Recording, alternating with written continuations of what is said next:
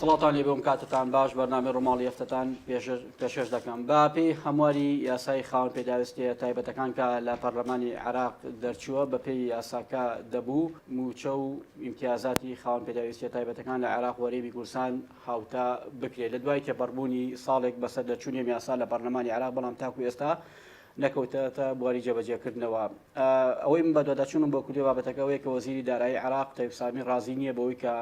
ئەم هەموارەوەکو خۆی جێبەجێ بکرێت. بیانەکەی ئەوەیە کە گوایە ئەمان وەکو وەزارەتی کار و کاروباری وەکو وەزارەتی دارایی عێراق ئاگاداری ئەم بابەتە نەبوون کە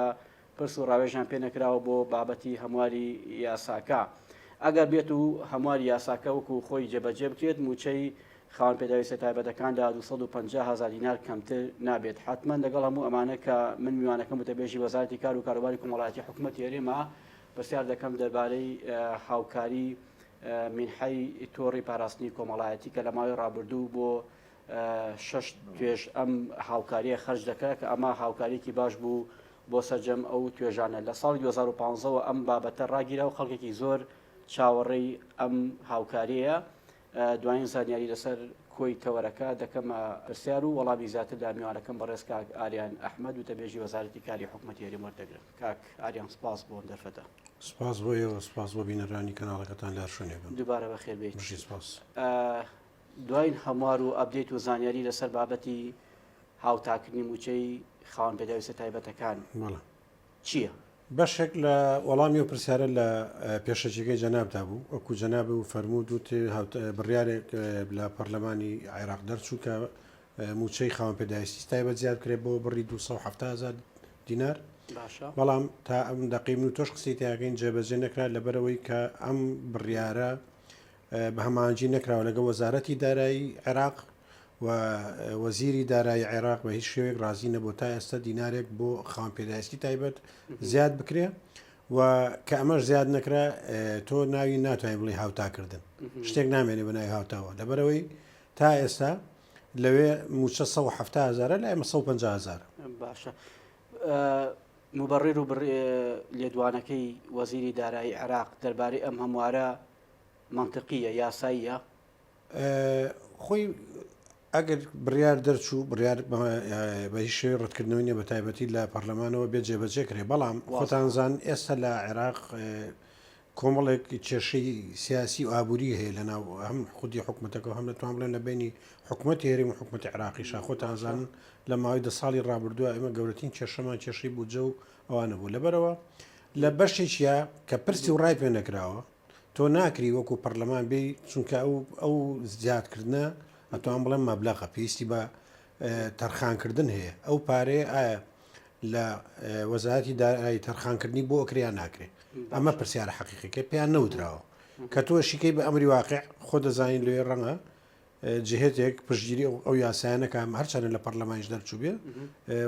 ڕەنگە بۆ بانگەشەی هەڵبژاردن بەکارهاتبێ لەبەرەوە وەزیرەکە وەکو پێی جێبەجێ ناکە و دەسەڵاتی خۆشی بەکارێنێ. فعلا حکوومەتی عێراق وەزارەتی دارایی عێراق توانای ئەم تەرخانی ئەم تەرخانە داراییە بێگومان ئەتوانێت. بەڵام وەکو پێم وتی ئەوە یەکێکە لە بیانەکانەوەی کە پرس و ڕایان پێ نەکراوەکە تەرخانی داراییش کرێ بۆ ئەوی کە ئایا وەزارەتی کاری هەرێمی کوردستان چ خەمیکی خواردو لەم بابەتە لە مانگی 12 پارە لیژنەیەکی باڵا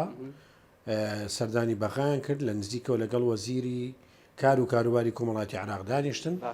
یەکەم قسەمان کە باسی هاوتاکردن بوو تیان وڵاتەکە کە تا ئێستا دینارێ بۆ خاوەن پێداویستیەکانی ئێمەش زیاد نەکراوە و کە زیادیش نەکرێ شتێک نامێنێ بە ناوی هاوتاکردنەوە. ئەمەش لە چێوە سەری هەڵا خۆتانزان کە موچەی خانەنشینی هاوتاکرا ئێمە وەکو وەزارەتی کارە تۆ بڵێم یەکەم وەزارەت بووین کرد کە موچەی کەمەندامانی ژۆک و عێراق هاوتا بکرێ. بەڵام شتێکێ ینی تۆ بە تەنیا ناوێ بەسبیل لایەنە مادێکە بکەیتەوە لایانی معنەوی هەیە زۆر لەوە بەخۆتر کە لای لە هەرێمی کوردستان دەتوانم بڵێم وەکو لە منحە باشتر هاوکاریە بۆ خاوەن پێداویستی تایبەت کە لە بەغانی ئێستا هەر لە مەسەلەی موچە مناڵ لەوێ موچەی نییە تا تەمەنی نوێ بە 18 ساڵ بڕێکی 125,000 وازام ئەیەن بە کە سوکارەکە دایک و باوکی بەخێویکە کە بوو بە 18 ساڵ موچەی بۆ بڕنەوە. ئەمە یەک دوو لا ئێمە مۆڵەتی بەخێوکەر هەیە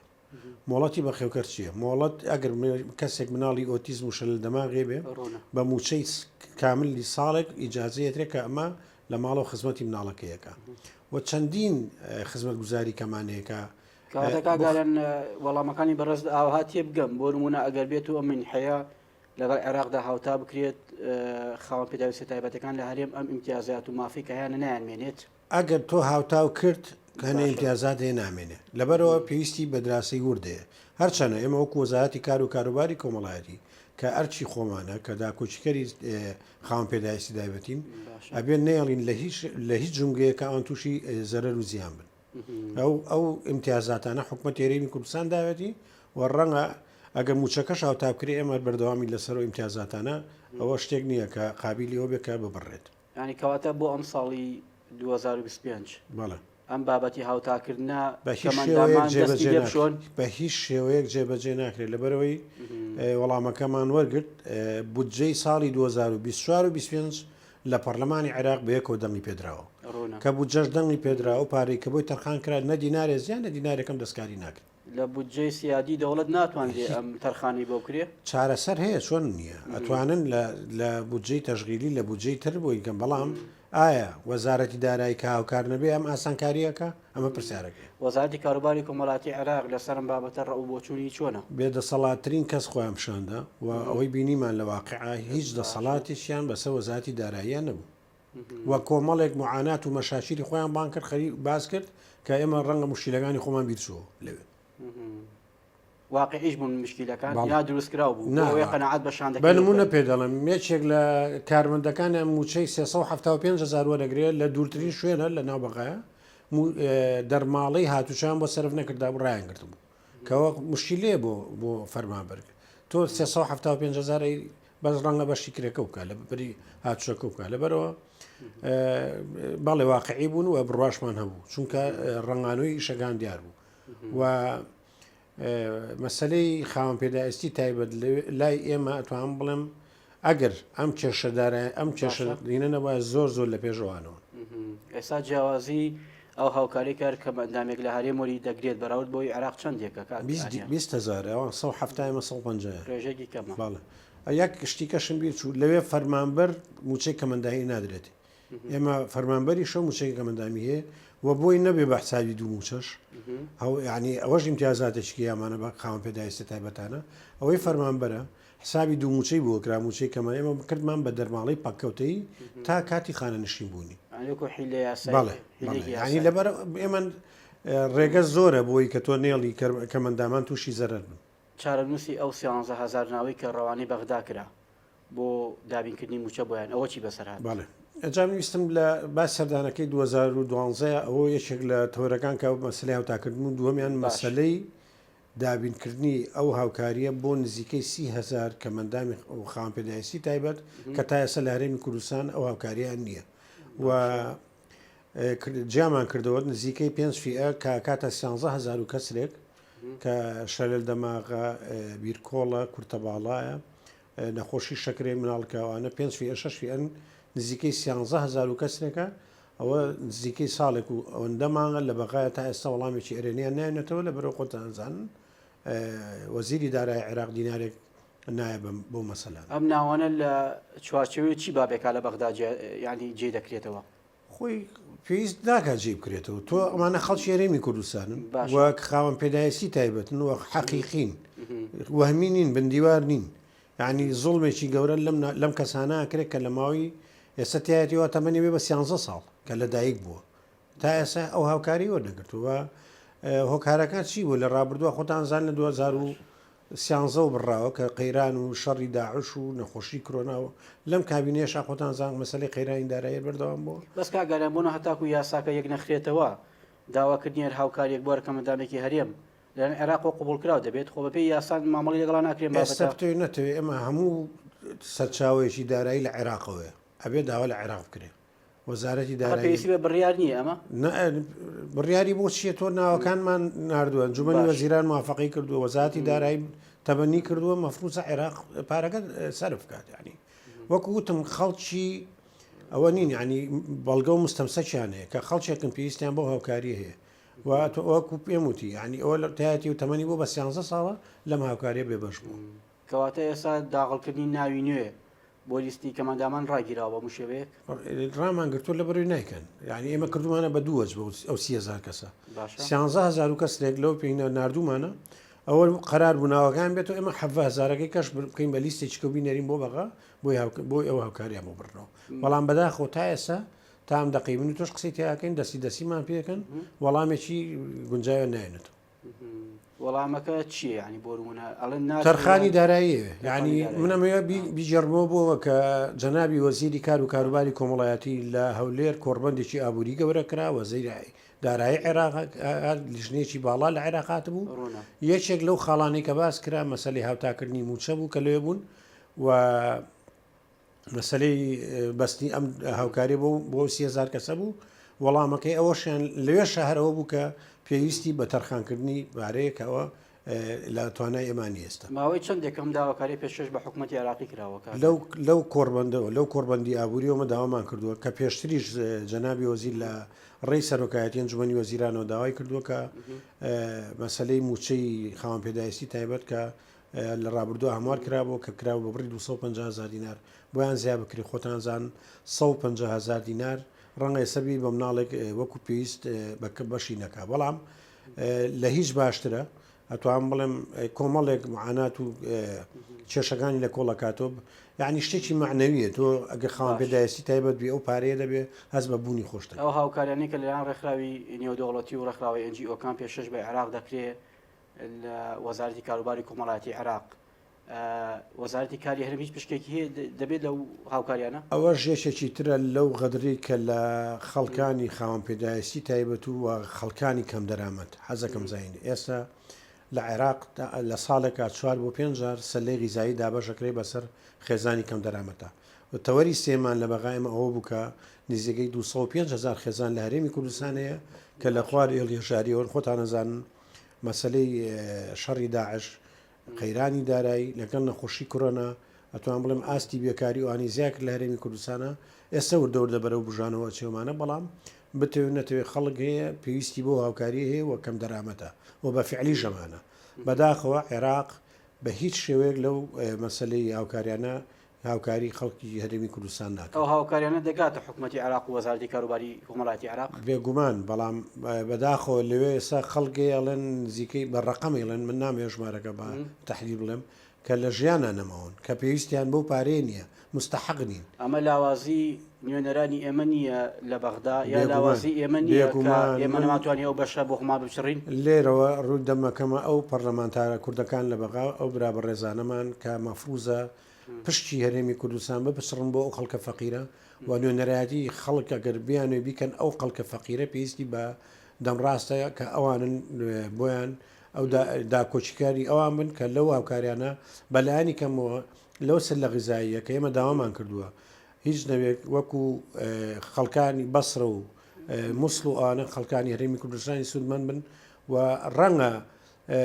کێشەیان چارەسەر نەکات بەڵام بەشێک لە معانات و مشکلەکانیان کەمەکاتەوە فراکسیۆنە کوردەکان لەسەر خەت بوون بۆ ئەم بابەتە لەگەڵ حکوومەتی عێراقیدا ئەویان نازانێ بلەوەم پرسیت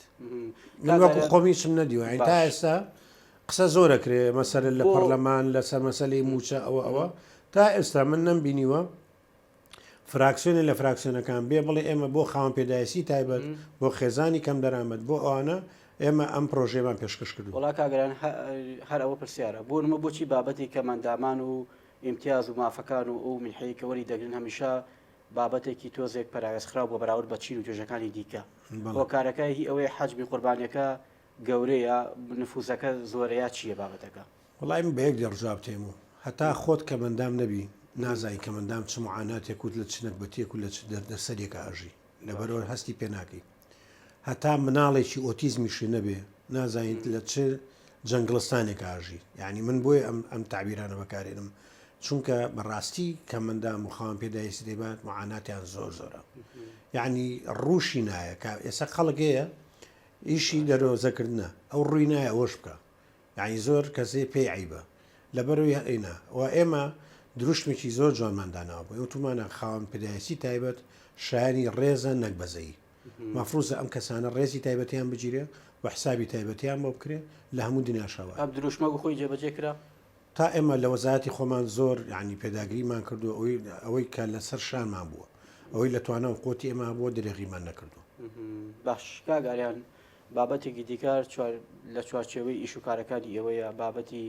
تۆڕی پاراستنی کۆمەڵایەتی هەرچەندمە میلحەنی هاوکاری و لە 2015 ڕاگیرا هاوکاریە بۆ خەرج ناکرێتەوە ماوکاری خەڵکی زۆر چاوەڕێیە ئەوە لە مانگی نوێی 2015 بڕاوە و نزیکە 8,000 خێزان سوودمەند بوون لی و توان بڵێم ئەوەشە گەڕێتەوە بۆ قەیراندارەی کە کابینی پێشوە بەداخۆ ڕاگیرە ئەوانە هۆکاریانە و کۆمەڵێکی زۆر لە خەڵک سوودمەند بوون لەمە بۆ نمونە ئەو کەسانی نەخۆشی درێژخایانیان نەبوو ئەو گەنجانەی کە تەلەوەی زانکۆن و خێزانیان پێکۆ نبوو ئەو کچانەی کە تەمەنیان بەرەو ژوور هەڵکشا و زەواجیان نەکردو بوو یاین چەند فئێگە بوو زۆر مستەفید بوون ئەنێ جار خەڵکی بەتەمەن مەسەلا ینی کە کەسی نەبوو ئەوانە لەوە هاوکاری کراوە بەڵام بەداخە ئەوش ڕاگیرە وەکو پێم وتی ئەوەش لە زمانی ئەو 250 بەڵام پێویستمان بە فۆرمێکی نوێ ئەم ئێستا کێ ئەو 150,000 دینار وەربگری ئێستا پرسیارەکە ئەوەیە بێ فۆرمێکی نوێ داڕێژینەوە بەداخەوە ئێمە نەخۆشی کۆرۆنا ڕێگر بوو لەبەرەوەی ئیسمان مەسح بکەین لەگەڵ ڕێکخراوێکی نەودەوڵەتیە کە ڕێژەی هەژاری دیاریکەین و ئاستەکەی دیاری بکەین ئەو فۆرمە دابڕێژینەوە بەڵام بەداخۆ نەخۆشی کۆرۆنا هاو بەسەری ئەو بەرنامەی هەمووی تێکە سەرژمێرەکەی عێراق هیچ خزمەتی من بابەتە دەکات وڵی سەرژمێرەکە من نازانم من وەکو ینی ئەتوان من ئەم پرسیارش لە تۆ بکەم کە وەکو ئیعلامێکایە سوودی ئەو سەرژمێریە چی بوو وەرێمی کوردستان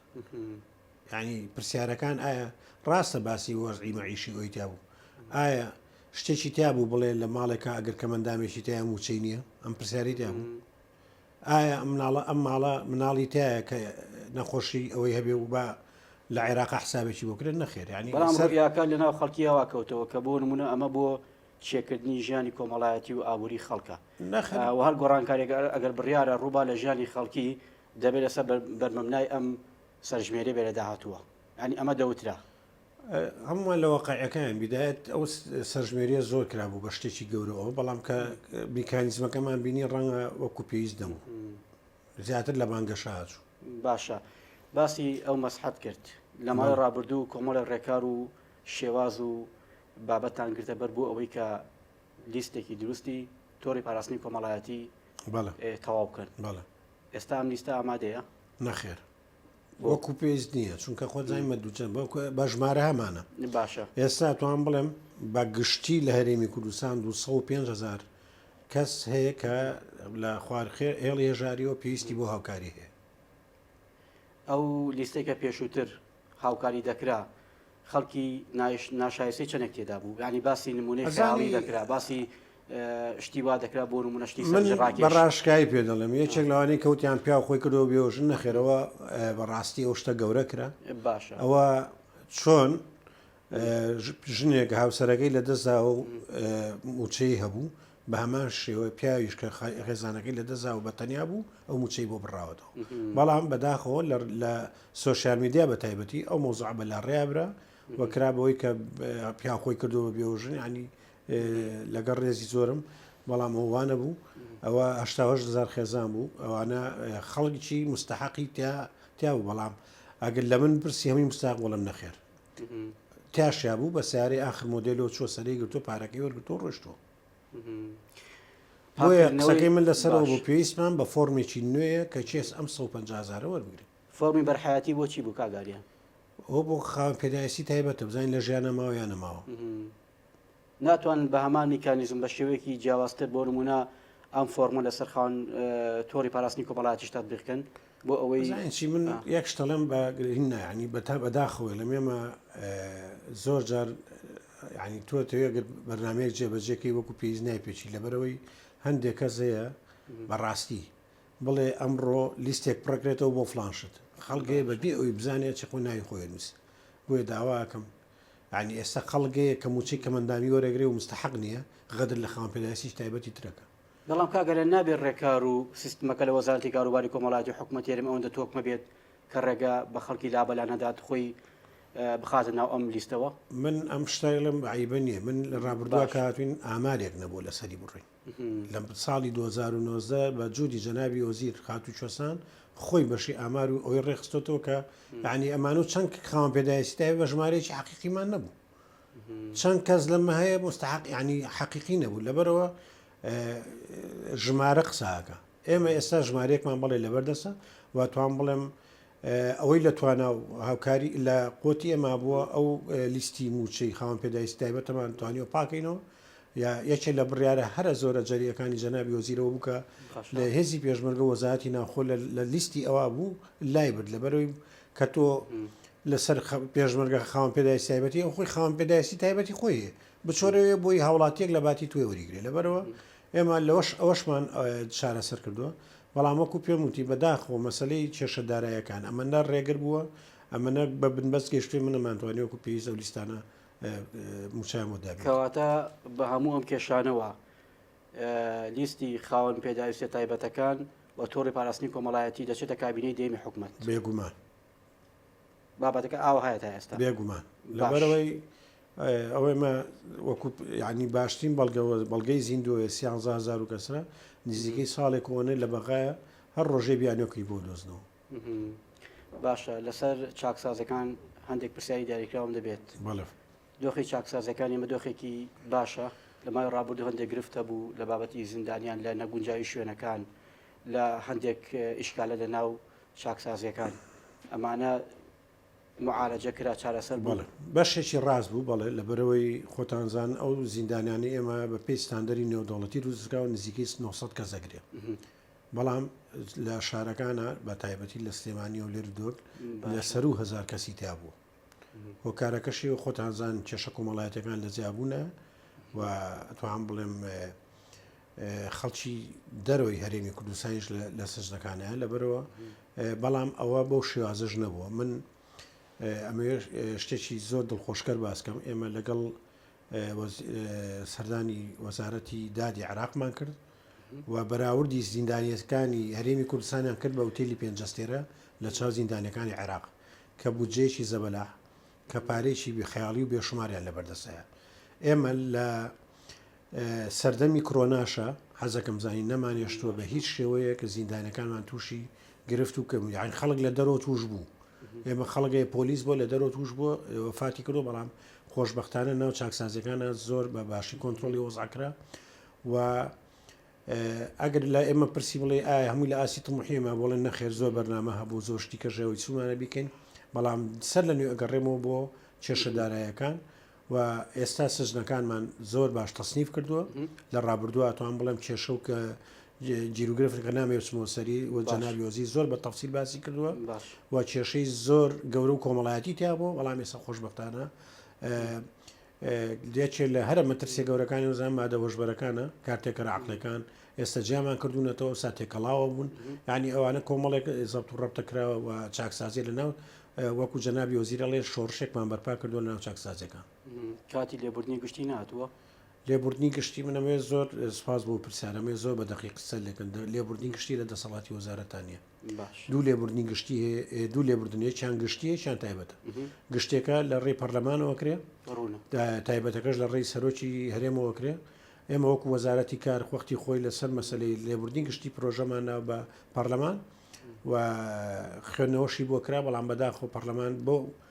دەردەگەشت کە عێراق خۆتانزان چی بەسەرێ ناو دایخست هیوادارم لەم خولی داهاتوە لەسەر مەسلەی چاکسازەکان بۆ هیچ نەبێ ئەو لۆدە زۆرە و ئەو فشاری کە لەسەر چاکسازەکان یەکەم بێتەوە کۆمەڵی خەڵکێک کە هەیە تاوانەکەی ئەوە نییە مەسەلە لێ خۆشببوون لێ بکەن و ئەو خەڵکەش بەر لێ خۆشببوون کرد. پرۆژەکە هەمان پرۆژە دەبێت ئەگەر لە خولی داهاتی ئەم خولی پەرلەمانیشی لەسەر بکرێت یان دەستکاری دەکرێت ئەو پرۆژەیە کە ئامادەکرابوو بۆ لێبوردنی گشتی ئەتوان لە کابینێ داهاتوو لە جەنابی وەزیری داهاتوو پرس خۆی لە ڕووی یاسایی وەگە پرۆژەیەک لە کابینەیەکدا پەسەند نەکرێ ئۆتۆماتیکیان ئەو پرۆژەیە پوچەڵ دەبێتەوە. جام بەسم پرسیارەکەی من ئەوەیە هەر لە خولی پێشوشا بوو ینی سەمە خولی نوێ ڕەنگە خۆیان پرۆژیان دەبێ ینی پەرلەمان مەفروزە خۆی پرۆژەیەکی هەبێ بۆ مەسەلەی لێبوردنی گشتی وەزارەتی کاروباری کۆمەڵایەتی بە هەمانجی حتمما ئەوان ئەگەر پەرلەمان خۆی پرۆژەیە بێ بە هەمانجی لەگەڵ وەزارەتی کار بکە و بزانێک بۆ چێ دەری بکەن ینی خۆ تۆ ناچی هەنێک کەیزێ هەر هیچ لێ خۆشببوونێک شمولی ناکە. من هیچ نەمەوە لە کۆتای بەرنمەکەم دەمەوێت دو سەرنج دو ڕوویای خۆ لەسەر کۆی تەوەرەکە گەشتێک ما بێت بیڵیت. سپاسەوە سپاس بۆم دەرفەتای ئێمە ئەمێ لە ئەخیری ناوە بڵێم ئێمە وەکو وەزارەتی کار و کاروباری کۆمەڵایەتی هەرچەندە لە کۆتایی کابینین ئێمە کۆڵ ناین لەسەر مەسلەی ئەو مافی امتیازاتانەی خاوەن پێداویستی تایبەت و ئێستش لیژنەی مشتەرەکمانەیە کە بە هەوڵی هەموو لای بتوانین مەسلەی ئەو هاوکاریان بۆ دابین بکەین. سپاس بۆ ئێوەش. زۆر سپاس بۆ بەڕێز کاک ئاریان ئەحمەد وتەبێژی وەزارەتی کار و کاروباری کۆمەڵایەتی حکوومەتێنم سپاس بۆ ڕوونکردنەوەکانت. سپاس بۆ ئێوەش. بینەرانی بەڕێز و خۆشەویست سپاس بۆ ئێوەش تا ئێستا بینێران.